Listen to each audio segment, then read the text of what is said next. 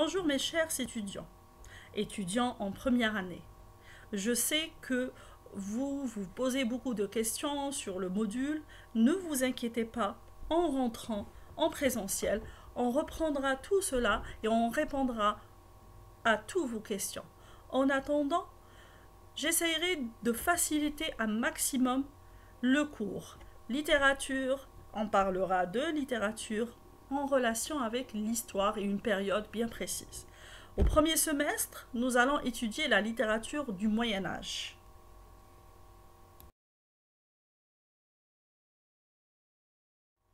Pourquoi cette période? Parce que tout simplement, elle a marqué la naissance de la langue française.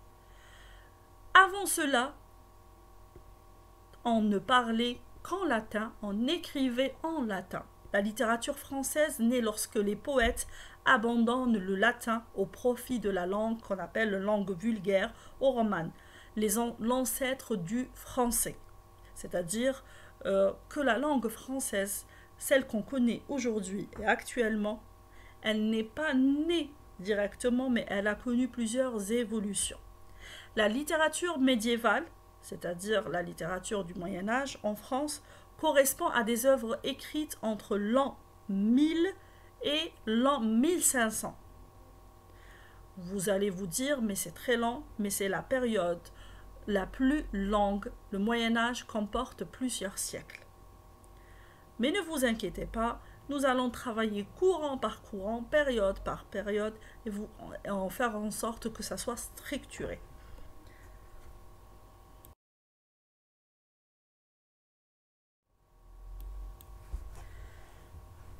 Le Moyen Âge a marqué plusieurs genres littéraires comme la chanson de geste au XIXe siècle. La plus célèbre des chansons de geste qu'on va étudier par la suite, c'est la chanson de Roland. Ensuite, la littérature courtoise qui est apparue au XIIe siècle, c'est une littérature écrite et faite pour la courtoisie. Alors quand on dit courtoisie, c'est l'art de savoir parler, l'art de plaire, l'art de savoir se tenir. C'est une façon d'être. Cette façon d'être, on va la retrouver dans la royauté, dans la cour d'un château. C'est-à-dire, c'est l'aristocratie. C'est les gens nobles, qui parlent bien, qui sont propres, qui se tiennent correctement. Alors ce genre littéraire, la courtoisie, la littérature courtoise, elle vient en réaction pour critiquer en quelque sorte la chevalerie barbare qui est dans le monde, pour mettre sur un piédestal le chevalier courtois. Ensuite, la littérature savante et allégorique. La littérature savante, c'est, d'après le titre, on comprend le savoir, c'est-à-dire où certains médecins, enseignants, instituteurs vont essayer d'expliquer des concepts.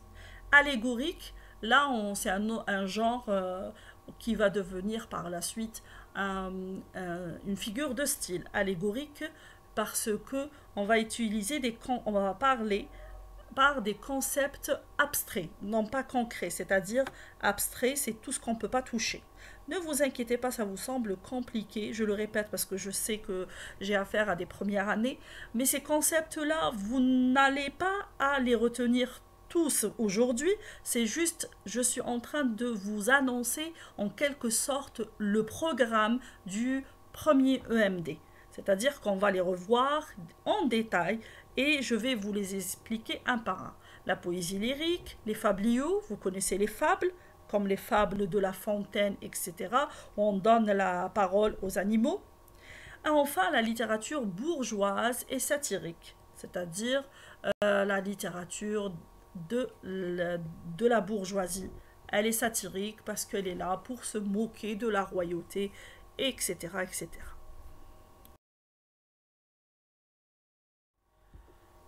Revenons à la langue française et à son évolution, et ceci du 5e jusqu'au 15e siècle, c'est-à-dire tout le long de la période du Moyen Âge. Alors, deux langues sont bien distinctes, le latin classique ou écrit, Alors, écrit par qui? Par le clergé. Le clergé, c'est les hommes de l'Église. La noblesse, là, c'est les gens nobles, la royauté, etc. Cette période, on connaît un énorme illettrisme chez les populations, les gens du peuple qui n'avaient pas accès à l'éducation. La deuxième, c'est le latin vulgaire, ou parlé par le peuple.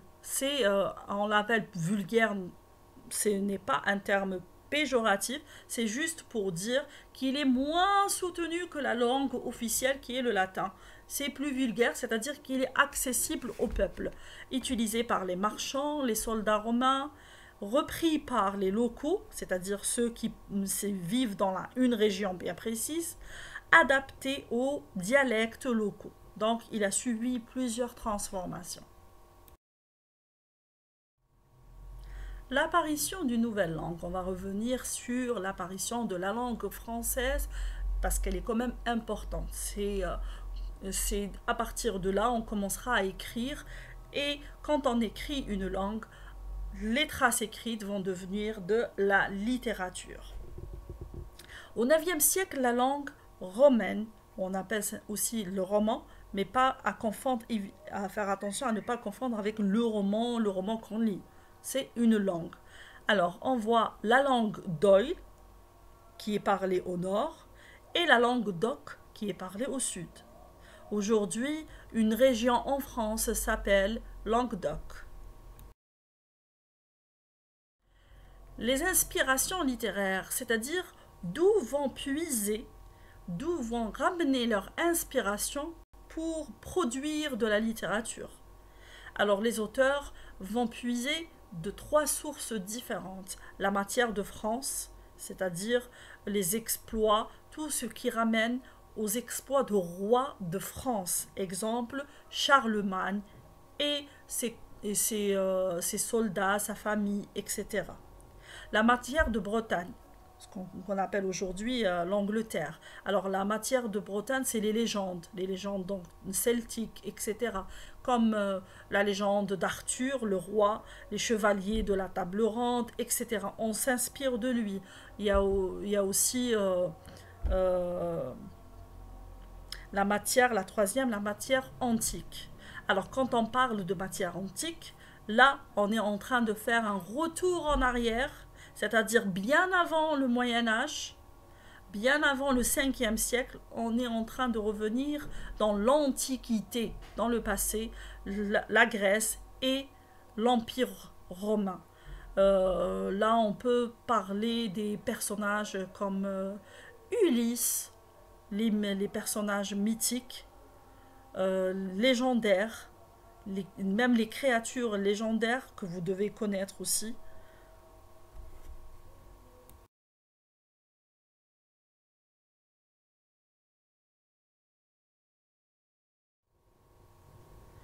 Posons-nous la question, quel événement historique a déclenché ou a fait en sorte que la langue française, ou ce qu'on appelait à l'époque la langue vulgaire, voit le jour?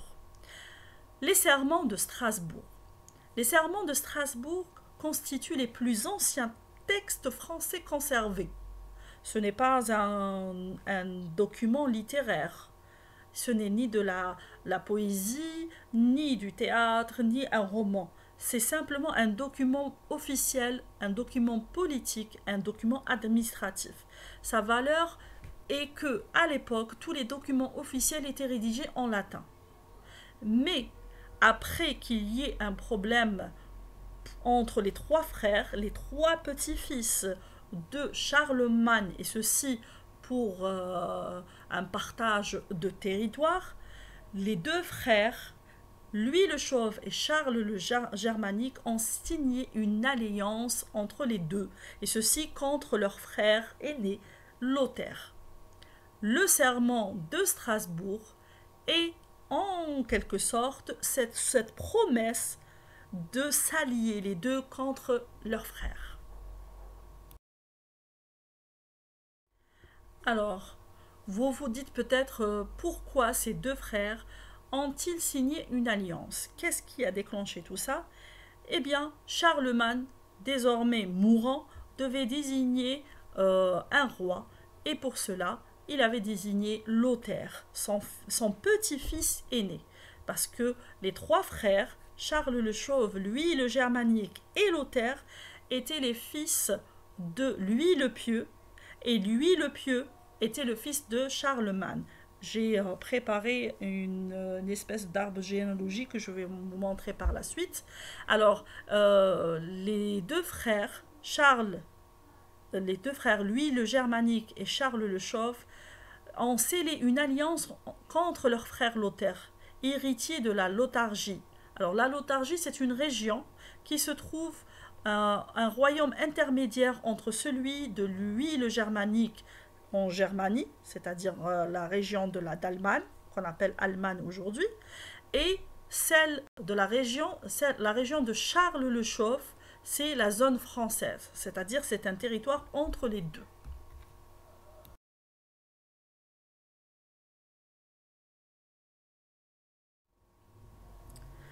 Alors j'ai repris l'arbre généalogique de Charlemagne. Charlemagne, le grand-père, vous suivez la flèche, lui le pieux, le fils de Charlemagne. Ensuite, les trois frères en bas, ils sont alignés, Lothaire, Louis le Germanique et Charles le Chauve.